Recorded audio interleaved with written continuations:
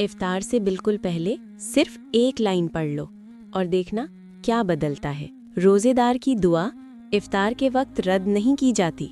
सोचिए, पूरे दिन की भूख, पूरे दिन की प्यास, पूरे दिन का सब्र, और फिर इफ्तार से ठीक पहले वो ख़ास लम्हा।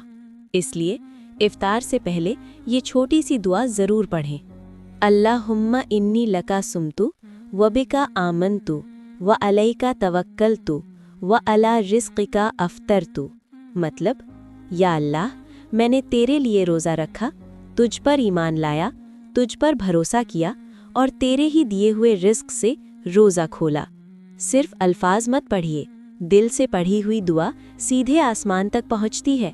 क्या पता आज का इफ्तार आपकी तकदीर बदल दे। आज से इफ्तार से पहले ये दुआ ज़रूर पढ़ेंगे। अगर नीयत पक्की है तो कमेंट में लिखिए आमीन। लाइक कीजिए, शेयर कीजिए, सब्सक्राइब कीजिए और रमज़ान की रूह से जुड़े रहिए। अल्लाह हाफ़िज़।